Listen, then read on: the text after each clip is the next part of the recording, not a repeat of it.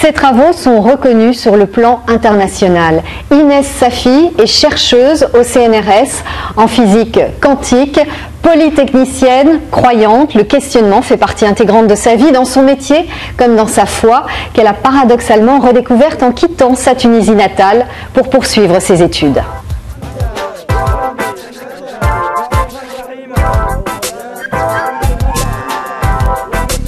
L'islam est malheureusement considéré comme un bloc homogène. Ensuite, il y a effectivement des doctrines et des attitudes misogynes. Le problème, c'est qu'on ajoute une dose de fantasme reliée à une sorte de regard orientaliste réducteur, et qu'en même temps, on ne valorise pas assez l'héritage spirituel, civilisationnel, qui fait vraiment partie inhérente de l'islam, avec des exemples de femmes qui vont à l'encontre justement de ces stéréotypes et qui ont été des femmes érudites, savantes, scientifiques, poétesses, artistes. Et je pense que nous avons besoin de réhabiliter ces exemples.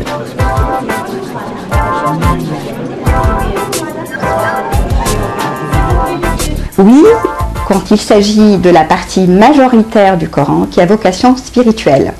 Le Coran s'adresse à l'être humain qui ne distingue pas le masculin et le féminin. Effectivement, il y a des versets qui sont relatifs au rapport, aux relations sociales, mais qu'il faut absolument placer dans leur contexte de l'Arabie du XVIIe siècle.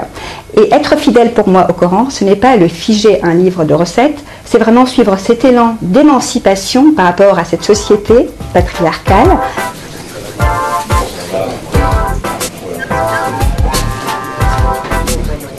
Alors je crois que de chaque religion, on peut prendre le plus clair ou le plus sombre. Dans mon cas, je pense que l'islam appelle à une libération de toute entrave sur la voie de la réalisation spirituelle. L'islam est aussi une libération de toute soumission à d'autres êtres humains, y compris pour une femme, vis-à-vis de la société et de l'homme.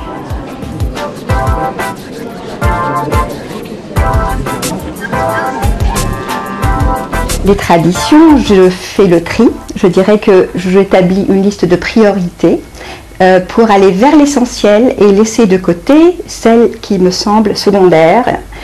Et justement, c'est à travers l'essentiel de ces traditions et à travers la tradition spirituelle de l'islam, c'est là où je puise des sources de valeurs universelles, humanistes, qui me permettent d'agir encore mieux et de m'engager dans la société en tant que scientifique et citoyenne française.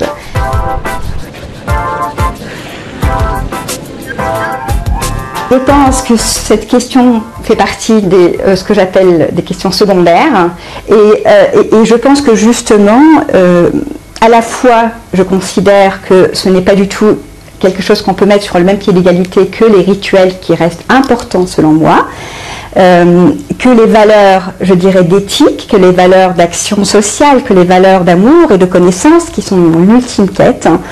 Et donc, je considère que de part et d'autre, on devrait moins nous focaliser sur cette question.